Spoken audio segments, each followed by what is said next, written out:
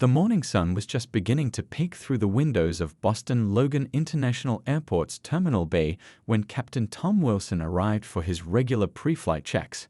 It was going to be a typical 6-hour flight to Los Angeles, or so he thought. After 25 years in the cockpit, 15 of them flying commercial, he had developed a sixth sense about his flights. Today, something felt different. As he walked through the terminal, pulling his pilot's bag behind him, he noticed an unusual gathering near Gate B14, his gate. A group of about 8 men in leather vests were sprawled across several seats, their heavy boots stretched out in front of them. Their loud laughter and booming voices carried across the terminal, drawing nervous glances from other waiting passengers.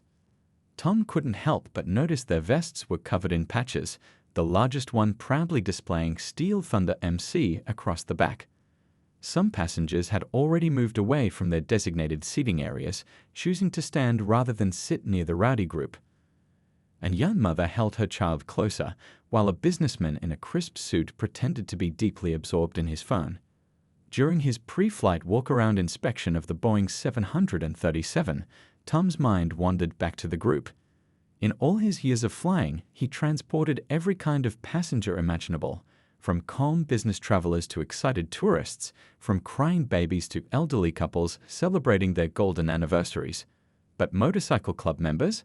That was a first for this route.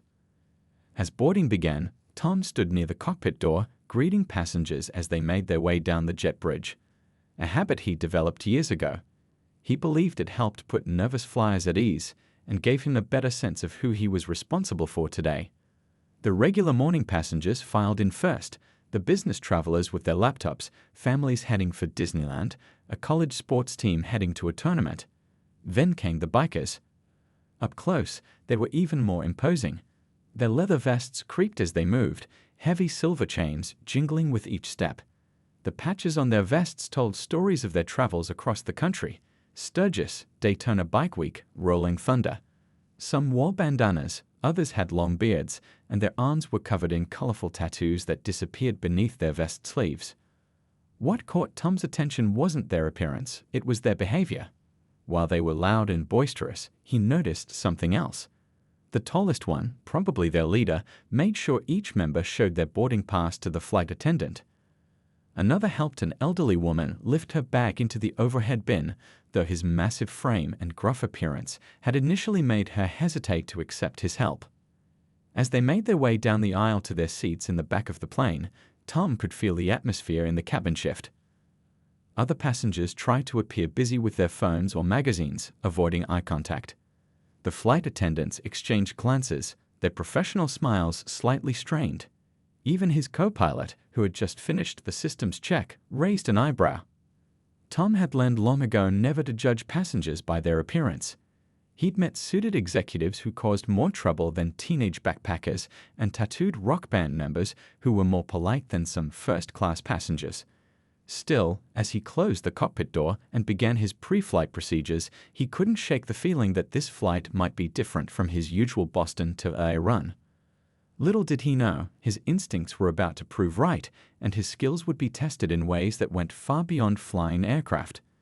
As the engines roared to life and the plane began its taxi to the runway, none of the passengers could have guessed how this seemingly routine flight was about to become one of the most memorable journeys of their lives. The first 2 hours of the flight had gone smoothly enough.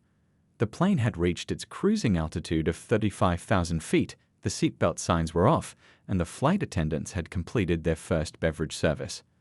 But as the clock ticked past the 2-hour mark, the atmosphere in the cabin began to shift like storm clouds gathering on the horizon. It started with little things.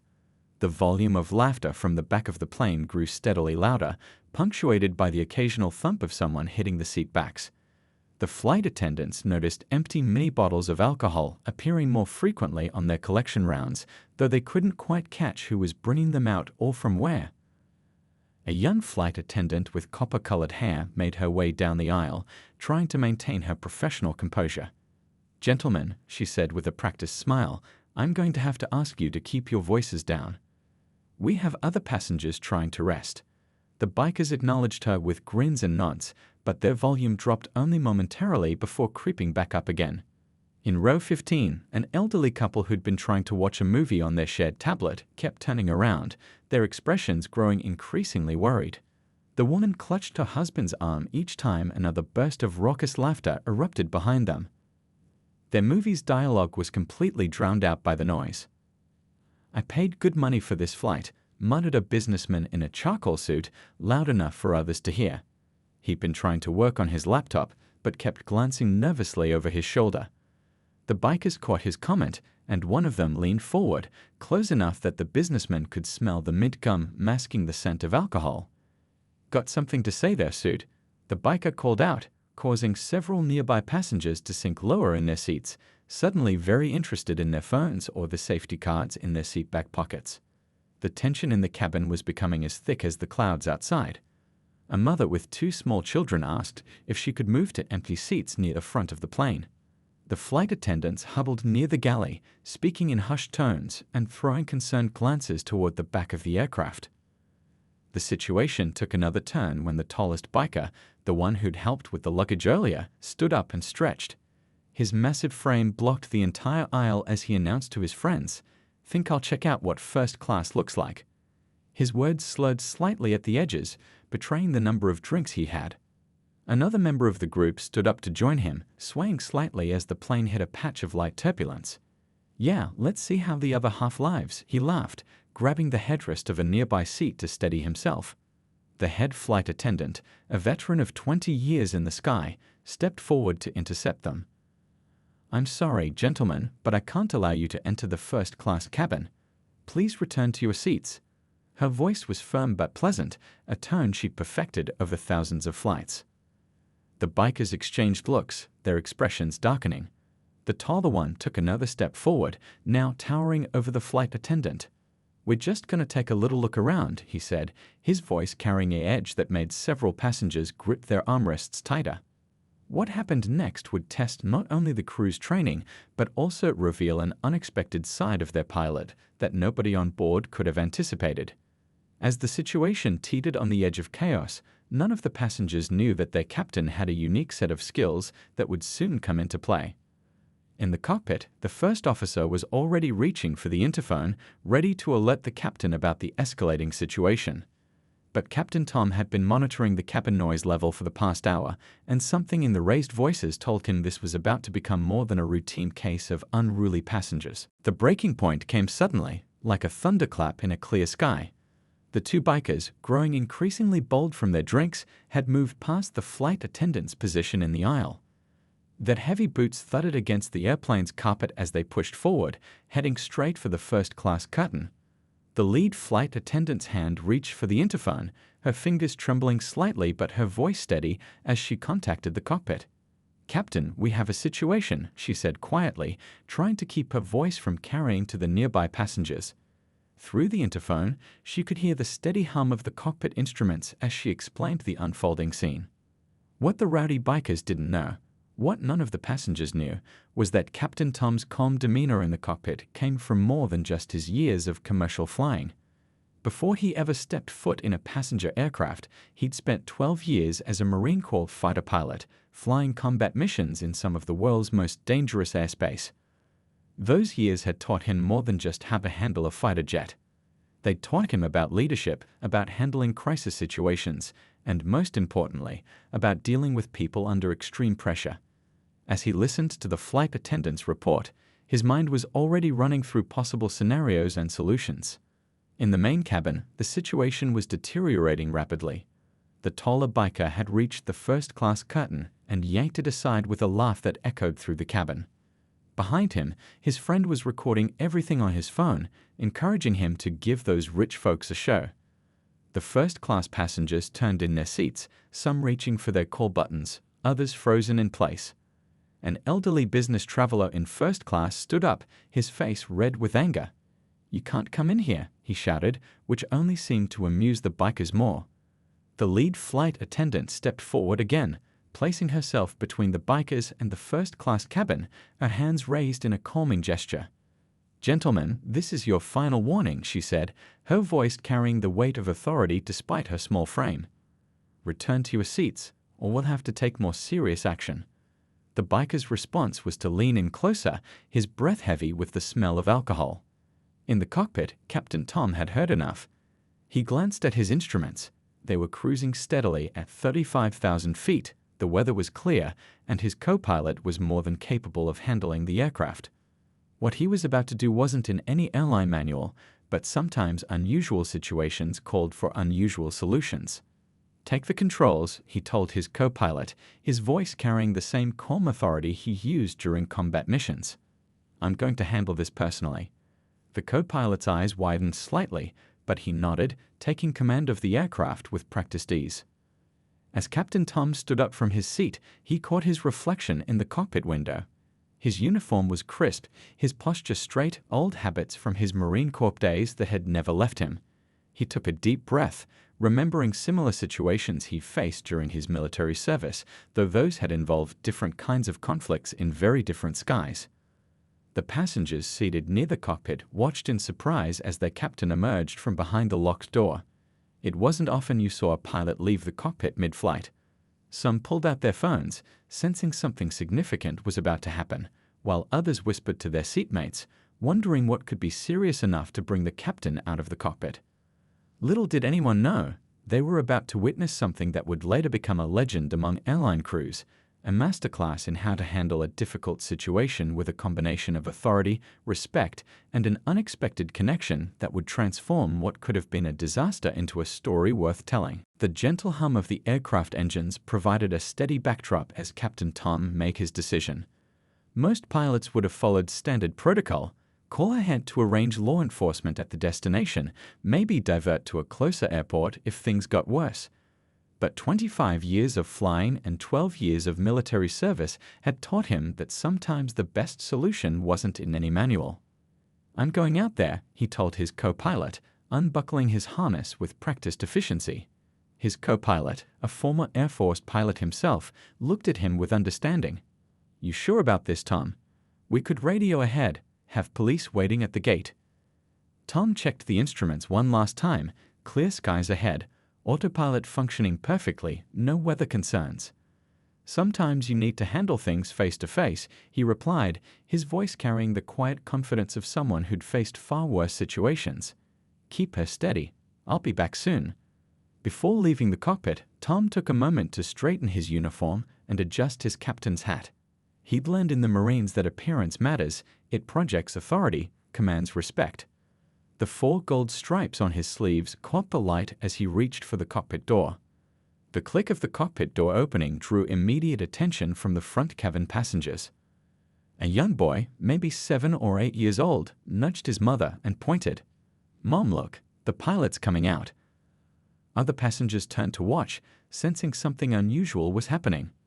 A businessman in first class tried to catch Tom's attention, gesturing toward the back of the plane where the commotion was still ongoing. Tom acknowledged him with a slight nod but kept moving.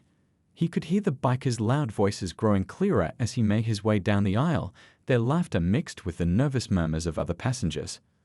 The lead flight attendant's eyes widened as she saw him approach. In all her years of flying, she'd never seen a captain leave the cockpit to handle a passenger situation personally. She started to brief him on the situation, but Tom gently raised his hand. He'd heard enough through the interphone.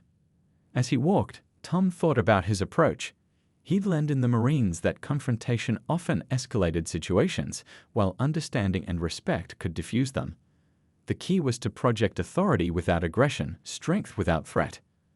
The passengers watched his progress down the aisle with a mixture of concern and curiosity.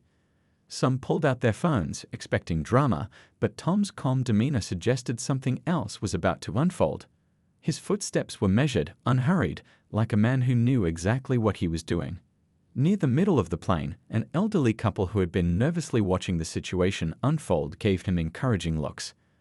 The old man, wearing a Korean War veteran's cap, seemed to recognize something in Tom's bearing.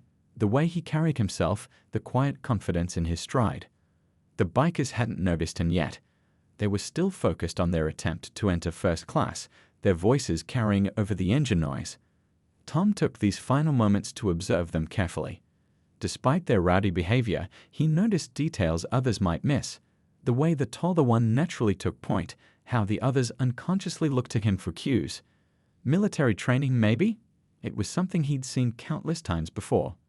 As he approached the growing confrontation, Tom felt the same calm focus he used to feel in the cockpit of his F/A-18 during complex missions. This situation might be different, but the principles were the same: assess, adapt, and act with purpose. What happened next would leave a lasting impression on everyone aboard Flight 2473. It would become a story shared in pilot lounges and crew rooms across the country, a testament to how understanding and experience could transform a potential crisis into something entirely unexpected. The cabin fell eerily quiet as Captain Tom approached the scene. The only sounds were the steady hum of the engines and the faint whisper of air conditioning. Even the bikers, who moments ago had been laughing and shouting, sensed the shift in the atmosphere. The taller one turned around, a smirk still playing on his face, but it froze when he saw the captain's 4 gold stripes. Tom came to a stop about 5 feet away from the group.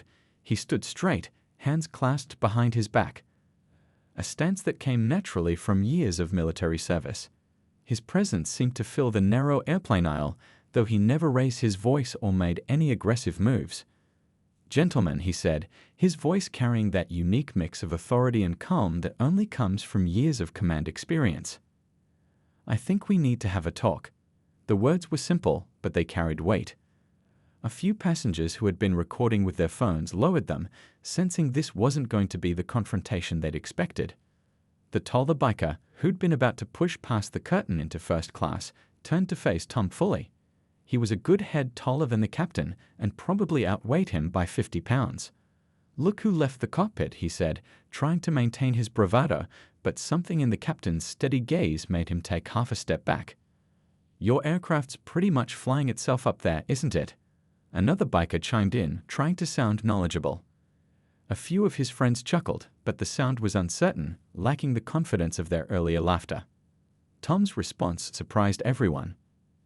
"Actually," he said, his voice conversational, as if they were chatting at a coffee shop, "I just finished adjusting our course to avoid a weather system over Nevada. The autopilot helps, but there's a lot more to keeping 300 people safe at 35,000 feet. He paused, letting that sink in. "Kind of like how there's a lot more to riding a bike than just turning the handlebars, right?" That caught their attention. The unexpected comparison, the respect implied for their own expertise, created a moment of connection. The taller biker's stance shifted slightly, becoming less confrontational. "You ride?" one of them asked, genuine curiosity creeping into his voice. "No," Tom replied honestly, "but I flew F/A-18s for the Marines. Different kind of machine, same need for skill and respect." He kept his eyes on the group leader as he spoke, recognizing the look of someone used to being in charge. The atmosphere in the cabin had transformed. Passengers who had been cringing in their seats were now watching with fascination. The flight attendants stood ready, but seemed to sense that the situation was shifting in an unexpected direction. "Look," Tom continued, his voice still calm but carrying an undercurrent of authority, "I respect that you guys are having a good time. But up here, at this altitude in this aluminum tube, we've all got to look out for each other. Every single person on this aircraft is my responsibility, including you." He gestured to the elderly couple a few rows ahead, who had been trying to watch their movie. "Those folks there? They saved up for months for this trip to see their grandkids." He nodded toward a young mother who had been protectively hugging her children. "That mom over there? She's flying alone with 2 kids. That's tough enough without adding extra stress." The bikers followed his gaze, seeing their fellow passengers in a new light. The taller one's expression had changed completely, the cockiness replaced by something that looked like understanding. "Now," Tom said, "I've got a proposition for you. We've got about 3 hours left in this flight. Help me make it a good one for everyone, and when we land, I'll spend some time telling you about what it's like to land on an aircraft carrier in the middle of the night. Deal?" The silence that followed was broken by the lead biker's unexpected response, a response that would completely change the tone of the rest of the flight. The lead biker's response came in an unexpected form. He pulled back his leather vest slightly, revealing a faded t-shirt underneath. But it wasn't the shirt that caught Captain Tom's attention. It was what was peeking out from under the sleeve. A familiar tattoo, one that Tom had seen countless times during his military service, the Eagle, Globe, and Anchor of the United States Marine Corps. 3rd Battalion, 5th Marines, the biker said quietly, his voice carrying a different tone now. Gone was the rowdy troublemaker from moments ago. In his place stood a former Marine, his posture unconsciously straightening as he spoke. Tom's eyes lit up with recognition. 1st Marine Aircraft Wing, he replied, a slight smile forming. When did you serve? The other bikers had fallen completely silent, watching this unexpected exchange. Even the passengers who couldn't hear the quiet conversation could sense the shift in energy. The tension that had filled the cabin moments ago was dissolving like morning fog under sunlight. 4 tours, the biker replied, his voice carrying a hint of pride mixed with something deeper. Got out in 12. He paused, looking around at his fellow bikers, then at the other passengers. For the first time, he seemed to truly see the impact their behavior had been having. Tom nodded, understanding flowing between them. The transition isn't always easy, is it? He said softly, knowing these words would carry meaning beyond their simple surface. The biker leader ran a hand through his beard, his tough exterior cracking just slightly. Nah, it isn't. Found these guys, though, he gestured to his fellow riders. Most of them are vets, too. Different branches, different wars, same story. The road helps. The brotherhood helps. A few rows back, an older passenger who'd been watching intently touched his own Korean War veteran's cap. He could only catch pieces of their conversation, but he recognized the unspoken language of those who'd served. You know what I miss most about the Corps? Tom asked, keeping his voice low enough that only the bikers could hear. The way we looked out for each other. Didn't matter who you were or where you came from. In the air or on the ground, we had each other's backs. The biker nodded slowly, memories clearly playing behind his eyes. Semper Fi, he said softly. Semper Fi, Tom replied. Then with a gentle smile, he added, so what do you say we show these civilians how Marines handle themselves? Set the example. The transformation was immediate. The biker leader straightened up fully, his entire demeanor changing. He turned to his group, and now his voice carried a different kind of authority, not the aggressive swagger from before, but the command presence of a former Marine. All right, listen up, he told his friends. We've been acting like boots on their first liberty. Time to show some discipline. The other bikers, seeing the change in their leader, began to nod. A few of them sat up straighter themselves. The biker turned back to Tom. Captain, he said, the title carrying genuine respect now. I apologize for our behavior. It won't happen again. He glanced at the flight attendant who had tried to stop them earlier. Man, we owe you an apology too. As the other passengers watched in amazement, the group of bikers who had seemed so threatening just minutes ago began making their way back to their seats. They were still the same imposing figures in leather, but their entire bearing had changed. Tom watched them go, then spoke one last time to the biker leader. When we land, he said, I still want to tell you about those carrier landings, and maybe you can tell me about your tours. Deal? The biker's answering smile was genuine. Deal, Captain. And hey, he added, thanks for handling this the way you did. Could have gone a lot differently. The remainder of the flight transformed into something nobody could have predicted. The bikers, now fully embracing their military bearing, became model passengers.